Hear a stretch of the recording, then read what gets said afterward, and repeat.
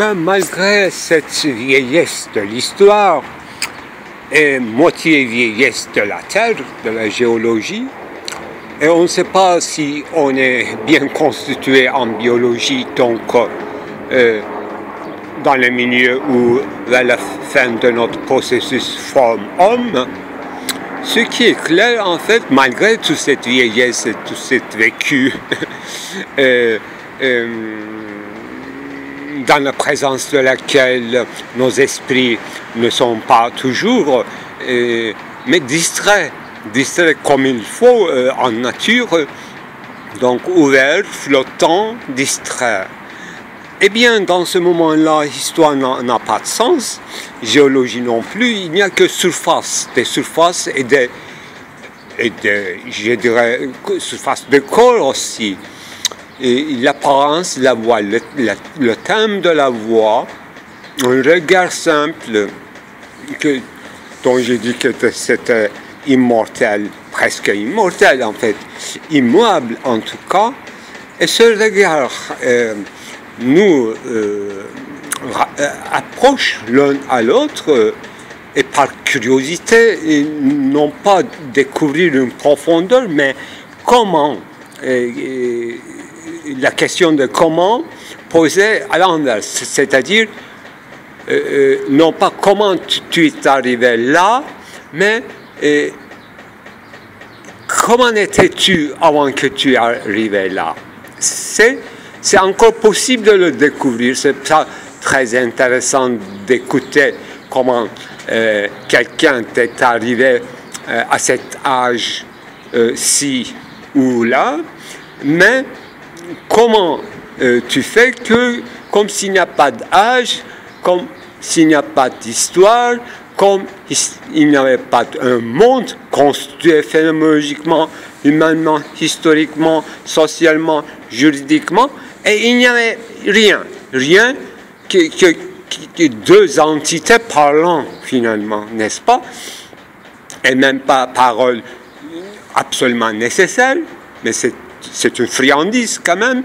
Mais les regards parlent, et parlent dans la nudité du langage, c'est-à-dire sans rien dire précis, mais suffisamment parle. Et sa suffisance, effectivement, c'est ce qu'on appelle suffisant et satisfaction, nous est offert comme une possibilité plus que possible, si possible que pour nous devient presque impossible. Voilà une définition en air de la mort heideggérien, une vie tout à fait dénudée de sens, et qui est presque Zoé humaine cette fois-ci, sans histoire, sans vécu, sans familiarité, sans société, sans état, sans souci de sécurité ou défense et d'offense, et surtout pas l'argent, intérêt, mais une attente, une degré zéro de l'humanité quand même qu'on est curieux de savoir. Et avant toute curiosité anthropologique, qui sont des friandises également, mais cette nudité du visage et de la parole et de mutisme, d'une imminence totale, une possibilité plus que possible qui nous paraît comme impossible. Et c'est ça qui fait tourner le monde, je crois. Voilà, ce que dans ce bizarre tunnel où j'ai vu la sortie, mais je n'ai pas voulu sortir, je suis rentré, parce qu'il y en a des autres, et il y en a des autres. Et ce qui est important, c'est être là-dedans à un moment donné, être jeté et laisser devant, sous les yeux et sous l'offrande. Voilà, l'offrande humaine, c'est ça. Et rien de plus. Et ce rien de plus qui fait la non pas ras-de-bol, mais presque ras-de-bol, c'est-à-dire une plénitude, pléroma. Voilà, tous les mots sont prononcés, proliférés. Et je suis assez touché, j'avoue. et par cette non-présence qui n'est pourtant qu'une plénitude. Il y a du millénarisme, bien sûr, qui a traversé notre époque.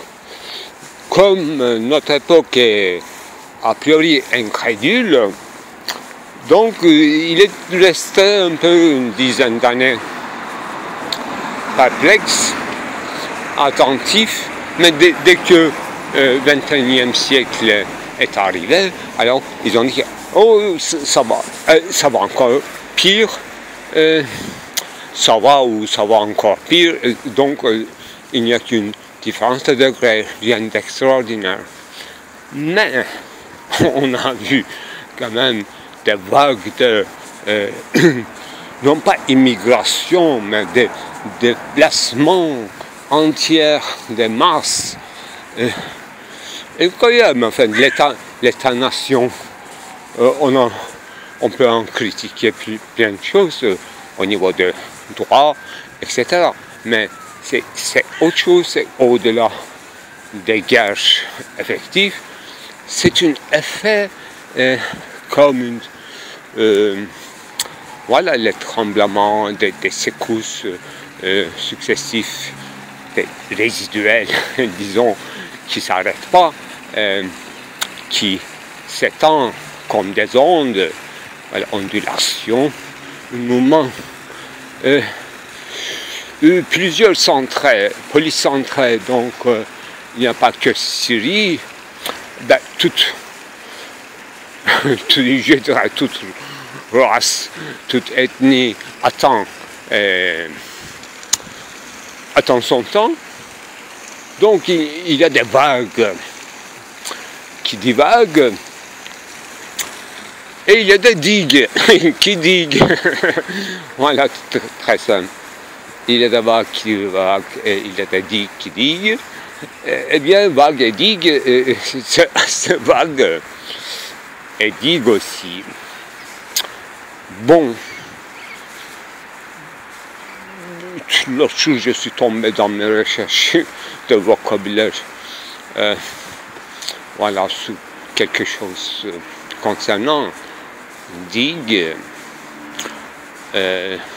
voilà, pour empêcher le déplacement des masses marécageuses dans une embouchure, etc. On fait des digues de plusieurs façons géométriques, en Bretagne, en tout Aquitaine aussi. Oui, il y a un problème d'érosion qu'ils ont su remédier même à l'époque de Louis XIV. Ils ont commencé quand même à reboiser, en faire une forêt. Tiens, je pense en même temps que ouest de la France, donc côte atlantique, en même temps que côte pacifique de l'Amérique du Sud, surtout Pérou, Argentine.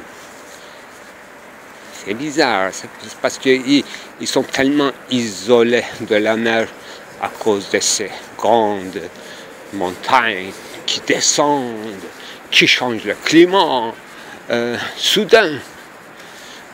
Dans les hauteurs, il y a qu'est-ce qu'il y a? Parfois des boiseries tropicales, parfois des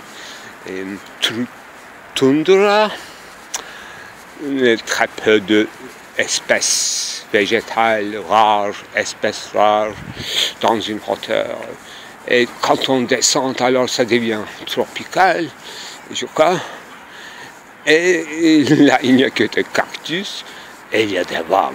Surtout là, dans la mer, n'est-ce pas? Il faut suivre la côte du Pacifique, d'Amérique du Sud, avec les courants d'eau, grands mouvements qui viennent antarctique qui va vers arctique, qui change tout le climat, qui module notre essence. C'est une énorme machine avec les fonds, déplacements en masse pour la reproduction, pour rencontre, pour réunification, pour rassemblement, et puis ensemble faire des grandes immigrations vers le nord jusqu'à Californie. Effectivement, toute ma connaissance dépend des grands documentaires sur le sujet. Bon, il y avait quelqu'un qui essaie de suivre cette immigration des faunes marines par terre, c'est-à-dire en roulant avec une voiture, en traversant plusieurs pays, en traversant tout un continent d'Amérique du Sud et en arrivant au Mexique et puis Amérique du Nord, Californie, donc. Voilà, bizarre, non pas bizarre mais sublime. Her aklına estikçe ölüm diye ürperme, bu halinle Tanrı'yı incitmiş olacaksın. Ecel kapını çalsa evi telaşa verme, o sana geldiğinde sen gitmiş olacaksın. Voilà, une sorte de Lucrèce musulman dit que ne t'inquiète pas, chaque fois que la mort tombe à ton esprit, ne blesse pas ton Dieu en pensant comme ça la mort comme quelque chose de négatif. Et quand Azraïl, donc disons Ézéchiel arrive pour prendre ta vie, alors ne comporte pas des nouvelles à l'intérieur de la maison, laisse-le tranquille, car s'il arrive vraiment la mort, tu ne seras plus déjà là, ne t'inquiète pas, avant qu'elle n'arrive, c'est pas la peine de t'inquiéter, quand elle arrive d'ailleurs, tu n'existes pas, tu n'as rien à prendre, voilà. Une Lucrèce musulman, c'est une inscription, parce que je traverse un grand cimetière communal, bien sûr. Hier aussi, on a traversé des cimetières arméniens et puis protestants mixtes. Et à l'entrée, il y avait une inscription qui nous a donné l'étymologie du mot cimetière. Cemetery, ça vient de communauté, communautaire, oui. Nécropolis, c'est une autre communauté. Ils sont tous ensemble. Très bien. Ben, bon. Hier, le matin, on a discouru avec l'étudiant sur Antigone, sur cette ville des Yézidis. Alors, sur cette interdiction, disons, entre guillemets, de haine humaine, les morts. Et on essaie de comprendre la signification de ce geste qui est différent d'Antigone, parce que à l'époque d'Antigone, l'inhumation était déjà établie, donc c'était un châtiment, mais pas inhumain. Mais chez les Yézidis, il ne s'agit pas d'un châtiment, c'est un processus naturel que la mort s'assimile par la nature et par la voie de rapaces, les oiseaux prédateurs. C'est ça, je m'en fatigue parce qu'il n'y a pas un chemin droit. J'étais obligé à la tomber. Je dois entrer dans les méandres des cimetières et il y a plein d'étages, des niveaux. Bon, on avance vers où je vais aller plus rapidement, mais quand même, c'est un parcours assez hardi. Il faut être vraiment en top de son sa performance.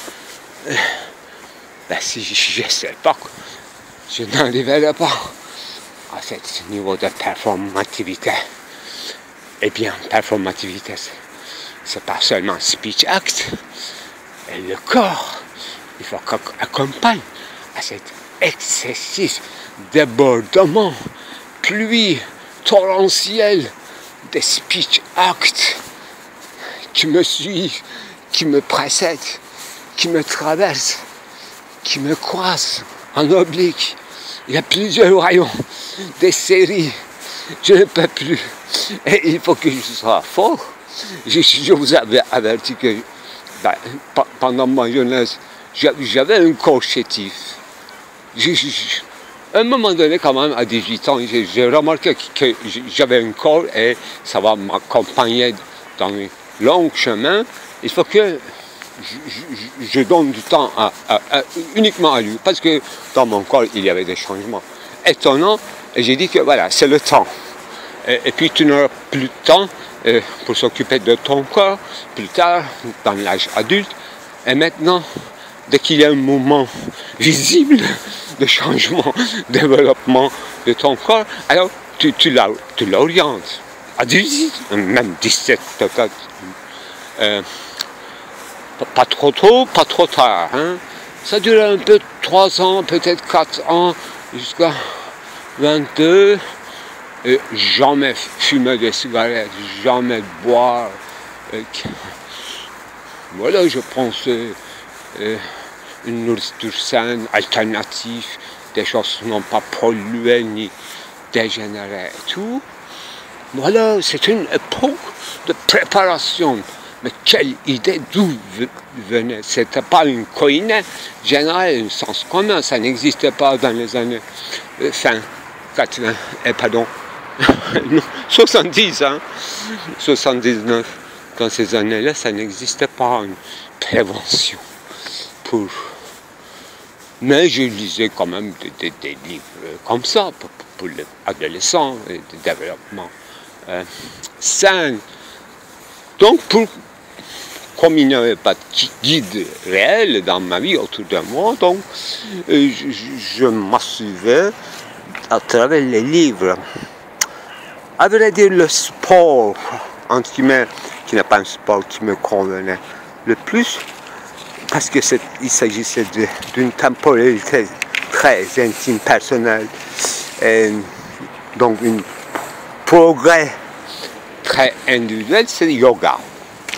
Je me suis muni des documents concernant toutes ces initiations dans le yoga.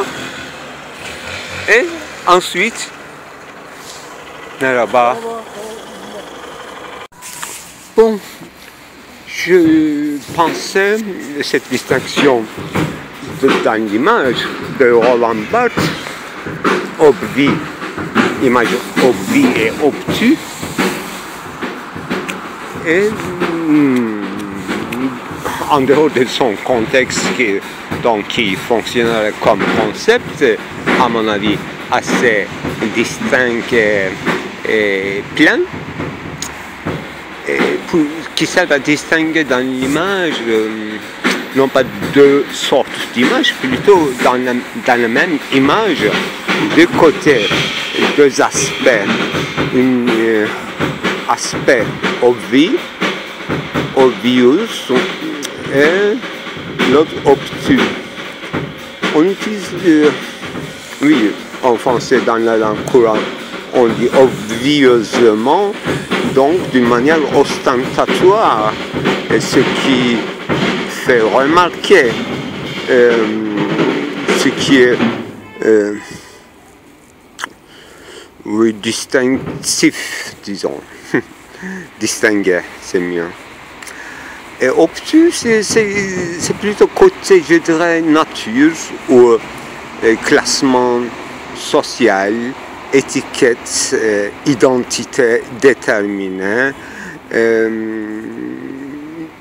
Dans mon contexte, c'est plutôt aujourd'hui nature, matière brute, non éduqué, non informé, non élaboré, qui continue à son existence de manière persistante malgré tout l'effort de obviosité, ouverture, intéressement, développement, des essais, des esquisses de pensée, des gestes en vue de dépasser ou bien oubli de soi. Tout en oubliant soi, on se flotte ou on se danse, on est plus aérien, on est oblique, on est transversal, on est en devenir, on est en train de devenir quelque chose d'autre qu'on ne sait pas, on est pris par un mouvement plus grand ou découvert quelque chose minime, infime, qui se développe à travers nous et qu'on ne sait pas, une image, un aspect qui nous guide, mais on n'arrive pas, et toute idéologisation peut être compris, mais ce n'est pas une identité ni une idéologie déterminée, mais une attirance vers l'idée, un attrait qui fait que le sujet ou l'image en tant que sujet imagé ou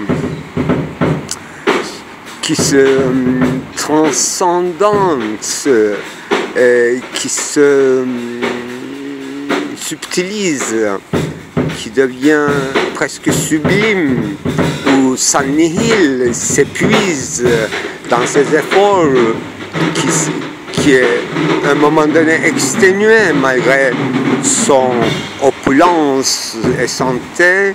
Il est en mélancolie ou il est en angoisse, dans un souci inexpliqué ou quelque chose d'interrogatoire. Il est en question, il est en voyage, il est en nomadisme, il ne sait pas quoi. Mais il est arrêté, il est suspendu par quelque chose, il est interrogé, il est surpris, il est dans la soudaineté de l'instant, il est capté par l'instant énigmatique où il retombe, il est dans la retombée, où il rêve, il n'est plus lui-même, il est endormi, il a perdu de conscience, il s'est évanoui, il est en extase, il est en prière, je ne sais pas, il est épuisé par le jeûne et mortification, il n'est plus lui-même. Voilà, obvi. Pour moi, hein, je suis allé un peu loin que Roland Barthes pour bien expliquer ce que moi, en concept, je voudrais distinguer de l'état de nature obtus. Obtus, non pensé, parce qu'il a des opinions déjà arrêtées. Obtus parce qu'il est toxique, soit il n'est pas expérimenté, il a l'air de connaître ce qu'il connaît seulement, et il est identique à lui-même, et il n'est même pas triste, il est lui-même. Il ne sait pas exactement se voir d'un autre aspect, ni d'un autre point virtuel. Il n'a pas de virtualité, il a du passé précis et il a un avenir, c'est-à-dire un futur proche. Donc, c'est pas du tout virtuel. Il n'a pas beaucoup de choix, tout est déterminé pour son avenir. Il va faire ceci et après cela. Il est la causalité même. Il est ennuyeux parce qu'il est trop clair, mais il ne s'exprime pas. Il il n'a pas ce vouloir dire, il n'a pas à dire. Il dit quelque chose, il parle mais il ne dit rien. Il ne dit rien parce qu'il n'a rien à dire. À dire, lui manque. Logos, malheureusement, il ne le connaît pas. Il ne connaît que des mots et des copula. Il n'est que copula, EST. Il n'est que la définition même. Il est logique, il est mathématique, mais il n'est pas expérimental dans la mathématique. Il est arithmétique plutôt. Il n'a que 4 opérations. Il ne fait pas ça en même temps, il le fait quand il faut, successivement. Il est dans une permanence, une certaine stabilité, il est garanti. Même, il est icône, il est père de famille, il est une femme, elle est une femme, ceci ou cela. Elle est une femme de vie ou elle est une mère. Elle ne connaît pas les entre-deux. Elle est venue d'un endroit précis de sa campagne qu'il n'a jamais oublié et maintenant il habite la ville. Il habite Paris. Il ne connaît pas la Paris mais il connaît son boulot. Il est venu pour travailler. Il sait faire quelque chose et cela fonctionne dans sa compagnie. Ils ont besoin de lui et lui, il fait très bien son travail. De tous les points de vue, il est ennuyeux. Voilà, on a bien distingué 2 catégories. Maintenant, on a dit que il ne s'agit pas de 2 sortes d'images, donc il ne s'agirait pas de 2 sortes de caractères, 2 sortes d'hommes. Il faut ramasser tous ces caractériologies, tous ces éléments disparates, mais bien alignés quand même en 2 colonnes. Et il faut les mixer. Il faut les mixer pour pouvoir faire une personne convaincante. Dans le sens où dans un cinéma, n'est-ce pas, il ne soit pas une caricature de l'homme, mais un homme. Un homme dans toutes ses hésitations, dans toutes ses contradictions. Mais malheureusement, ce genre d'homme très rare. Et pouvoir garder tous ces côté contradictoire en même temps, c'est très difficile. On peut supposer qu'il était ceci, qu'il était obtus et il est devenu plus obtus par la force des choses, par l'éducation, par le changement d'environnement, en quittant son travail, en changeant de métier, etc. Il faut des changements, des transformations radicales. À mon avis, j'ai décidé à l'instant même. On souhaiterait qu'il y aurait un mélange de caractères dans une même personne convaincante, humainement humaine, mais c'est rarissime, je dis. C'est rarissime. Donc, maintenant, je vais superposer toutes ces informations ou analyses à ce qu'il dit, M. Derrida, par exemple, de l'amour. Sa réponse célèbre à un journaliste qui demande qu'est-ce que c'est l'amour, qu'est-ce que c'est aimer quelqu'un. Il dit que, bon, il pense, il réfléchit, il répond à côté, mais dans le sens des choses très très fort.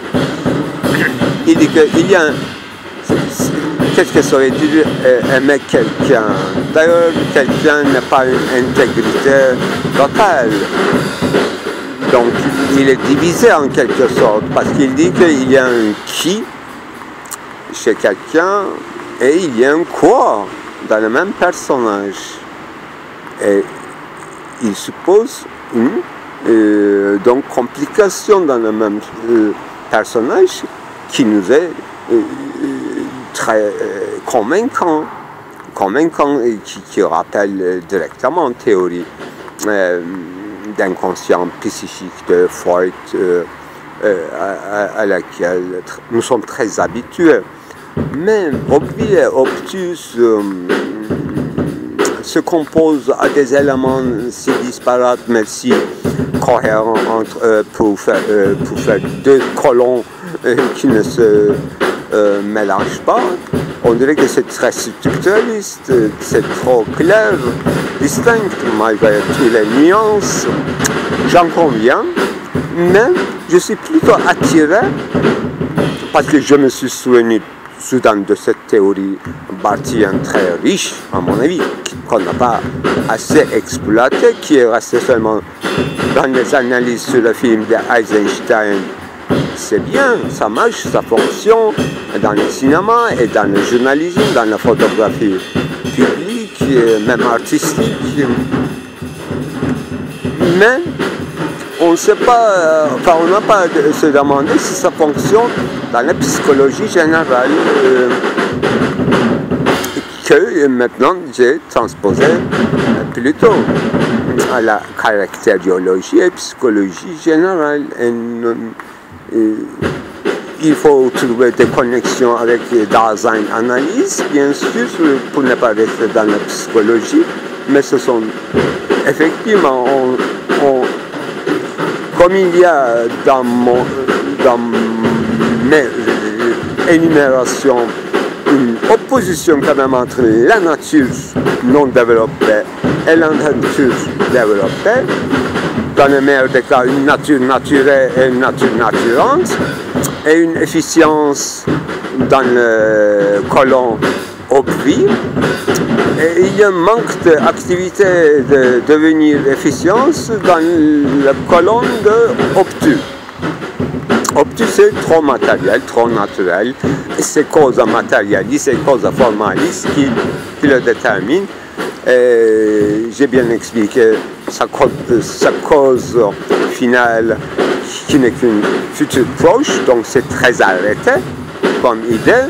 Il n'a pas d'idée d'ailleurs, il n'a que des projets, disons.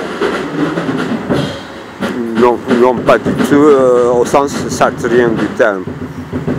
Sartre pense d'une manière extatique, effectivement, comme moi, à mon avis, de devenir transformation radicale, voilà. Il utilise bien la psychologie dans son existentialisme, c'est-à-dire dans son analyse. Il a fait connexion. Il psychologise, oui, et il politise aussi en même temps dans une analyse qui est restée chez Heidegger trop arrêtée dans cette distinction d'ontique ontologique. Parce qu'il y a des autres choses entre les deux. Et on ne saute pas d'un pas de l'ontique obtus à l'ontologie obvi. Voilà. Troisième niveau de débat ouvert dans une analyse, dans l'ontologie fondamentale, qui reste sous l'espèce d'éternité subspecie aeternam, cette ontologie, malgré son côté énigmatique, qui garde comme un savoir absolu déjà dans son sein ce qui est antique, et ce qui est antique garde déjà dans son sein tout son développement ontologique. C'est exactement une théorie de réminiscence formée dont la forme est transposée comme partout à cette théorie heideggerienne aussi. Donc Platon a résolu un problème et tout le monde limite avec les nuances. C'est triste finalement. Triste. Bon, ce qu'il faut, donc, pour sortir de cette mythologie platonicienne, il faut bien penser le moment de modification, transformation, passage de obtus, tout en restant obtus, à l'oubli. moi, j'ai bien fait cette analyse, heureusement. Je voulais dire tout simplement qu'on tombe à la question d'amour. Donc, comme réponse, j'aurais voulu dire que on tombe amoureux du côté obvi d'une personne, mais on rencontre soudain son côté obtus. Même pas son côté obtus, mais qu'il n'était qu'un obtus. Arrêtez! Les gens, ils peuvent s'arrêter. Devant une difficulté de résoudre le problème de praxis, on n'est pas dans les spéculations pures, toujours. Dans la vie, on peut aller trop loin dans l'obvisiosité, dans l'obvi, mais on retombe dans l'obtus. Et c'est une déchéance. Et qu'il faut l'aider. Il ne faut pas juger en disant que tu n'es qu'une obtus, tu ne comprends rien, tu as gâché tout mouvement politique, tu n'étais qu'une facho au fond. Non, il ne faut pas dire. C'est une crise, c'est une retombée. Il faut continuer à aimer, donner une dernière chance, une deuxième, troisième, quatrième. Voilà, on s'exténue ensemble, c'est mieux comme ça. Et il faut montrer des exemples, ça marche toujours. Alors que le diamant soit sans exemple, bien en soi, etc. Non, Kant, Platon, ils exagèrent dans leur pédagogie en critiquant, secondarisant pédagogie. Tout ça s'apprend. Donc, on est, pour rester en survie, on ne peut pas rester obtus. On est obligé de trouver des solutions obvieusement solennelles, etc. Pas trop solennelles, et pas de performatifs. Voilà. On est obligé de performer des choses.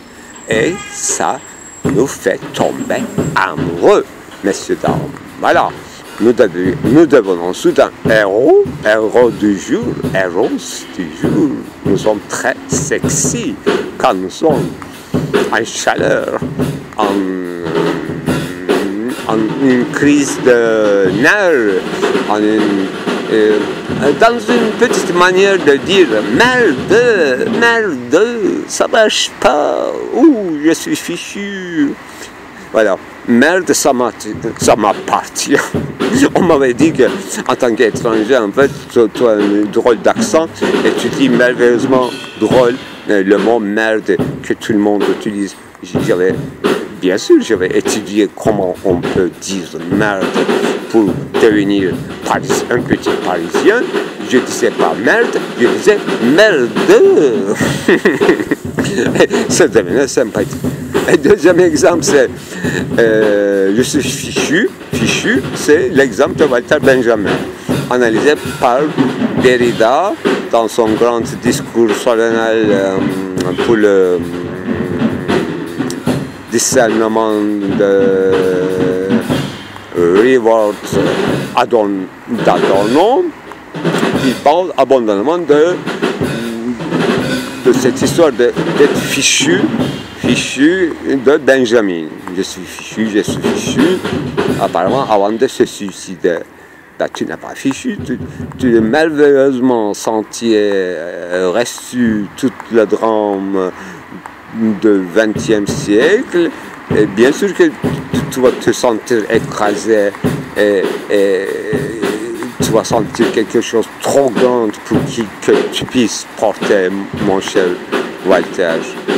Et tu es Walter, tu t'appelles Walter, tu connais Gewalt, et tu en fais partie, tu es un petit garçon, mais tu as perdu, parce que c'est pas que tu n'as pas réussi, mais c'était trop grand pour toi, c'était trop,